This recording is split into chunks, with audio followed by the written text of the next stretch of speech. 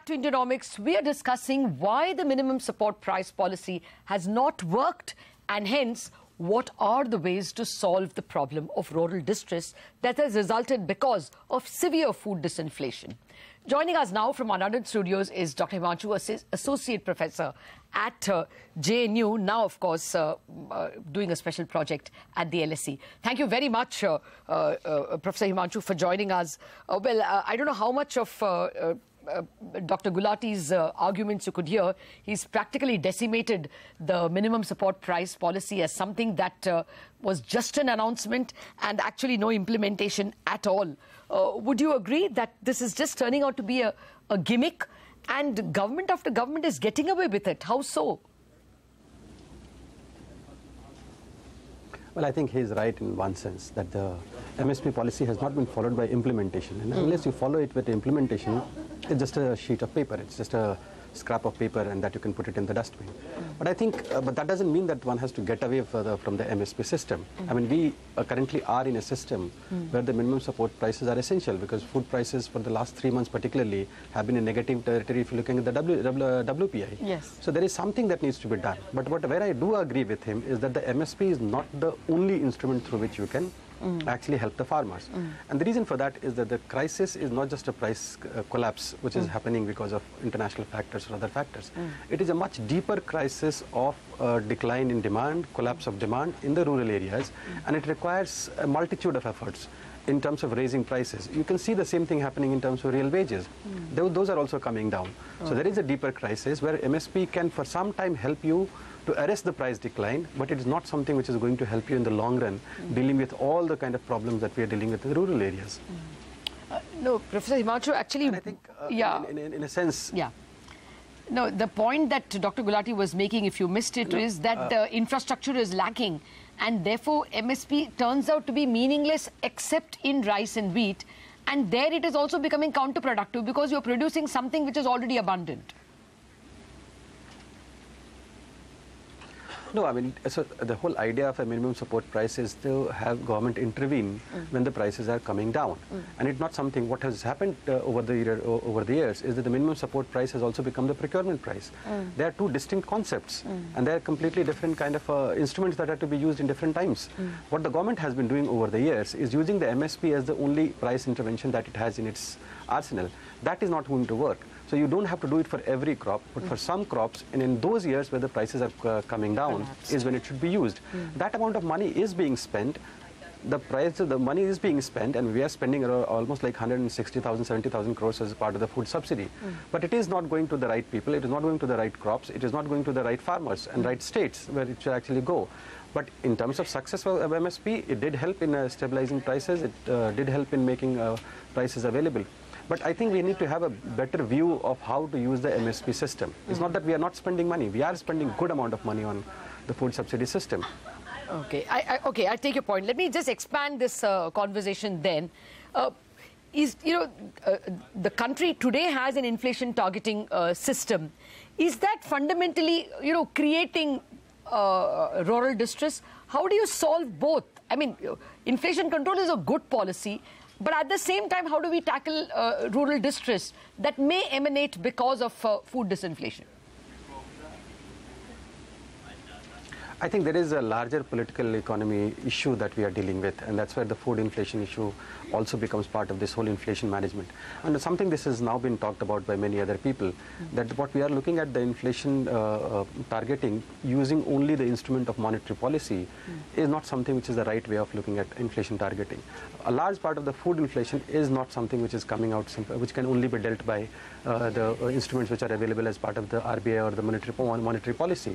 There are structural issues, and those also need to be captured in that. But the larger political issue is definitely there, that a large burden of the cost of stabilizing the inflation target is disproportionately on the farmers, on the rural economy, whether in terms of the cut in subsidies or artificially keeping prices low in the rural economy. Now, you need to find a balance between these two, and that balance can only be achieved by having a proper view of what the agricultural sector means to you. It can't simply be that they should be sacrificed for achieving stability in the inflation targeting system without understanding how it is creating inflation in the first place. Okay, well, rural distress is not just only about getting poor prices for crops. Rural distress really, or agricultural distress, I shouldn't even call it rural, is because we have, what, 800 million people? Yeah. Or a little more than half the population working dependent on farm incomes. And what are we producing? 250 million tons?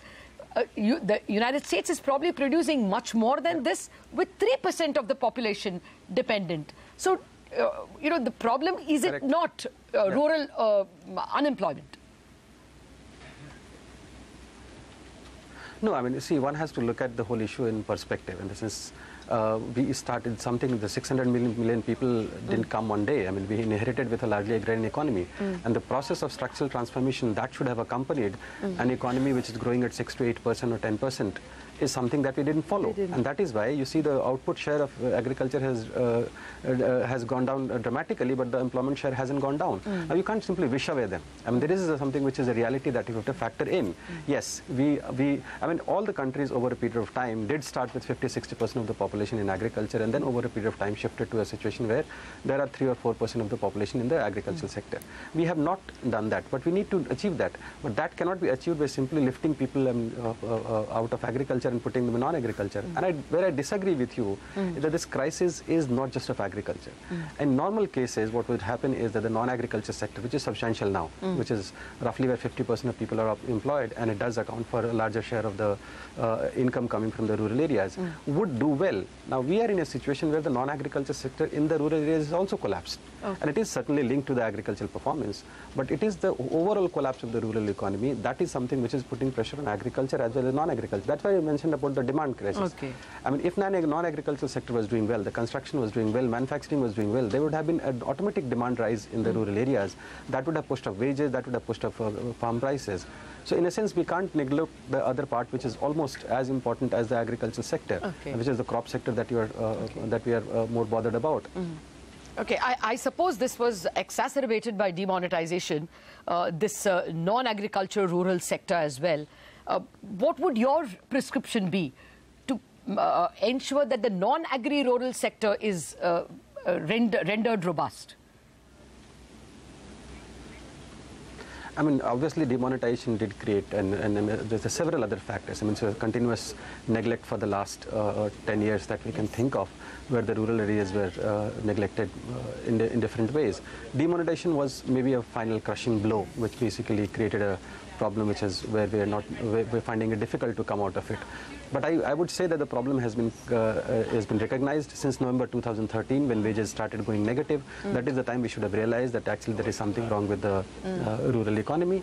But if you want to revive it today, that is why agriculture and MSP can only be one and very small part of it in terms of revival of the agrarian economy. You need to put more money in the rural areas. You need to create more demand. Is MNREGS a solution? Only done at this, if you're asking. Is MNREGS, it seemed to be an employment guarantee scheme. Is that one way to, help rural distress? It's one way. It's one way. It is one way of doing raising the rural demand, but also various other forms of money that can be spent. See, we are talking about in a situation in the last 4 years where even the investment in agriculture, the real investment in agriculture, has gone down by 3.5%. So we are talking about in that situation. So this is the situation that we are talking about. So the government is not just not spending on the rural development expenditure, but also not spending on the basic investment in agriculture. So all that Gulati was talking about in terms of creating rural infrastructure, marketing infrastructure, we are talking about a situation where it has gone down in real terms. The credit growth to agriculture has dramatically collapsed. And so we need all of these efforts simultaneously to put up the rural economy back on track.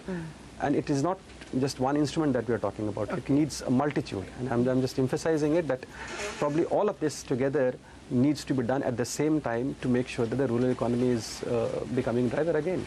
Okay. Well, finally, what about the solution that Dr. Gulati spoke in the end, and you may have heard him, basic income to all farmers? Is that really doable? Can we even identify, put a filter, identify who are poor and reach it? I guess Jan Dhan and the way to reach it is available, but how do you identify poor?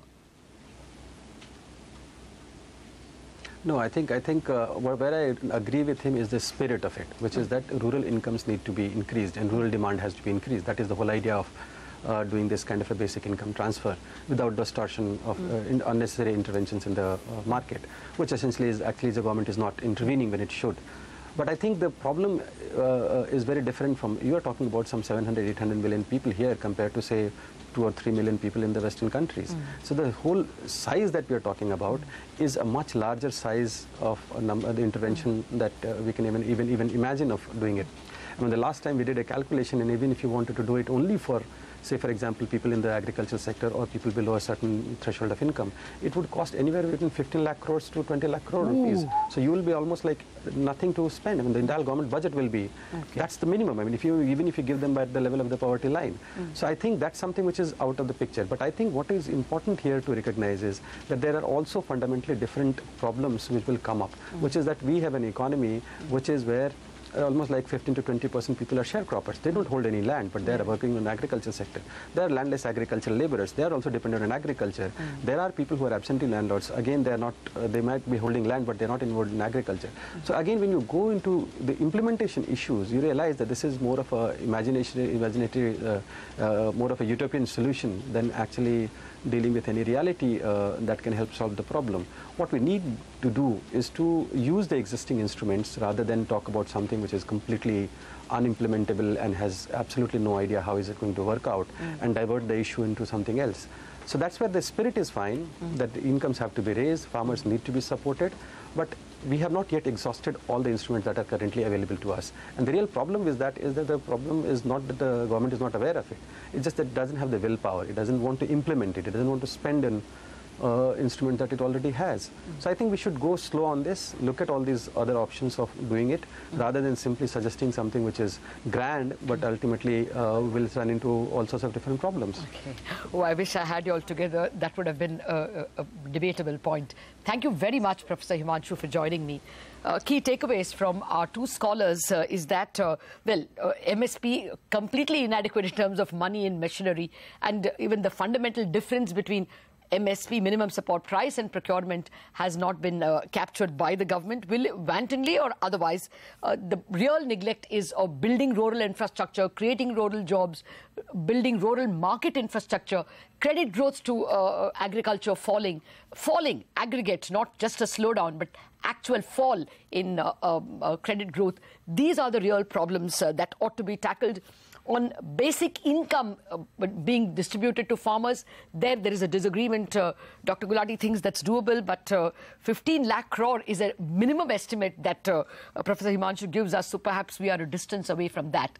Let us look at other ways to alleviate rural distress. Thank you very much for watching this edition of Indianomics.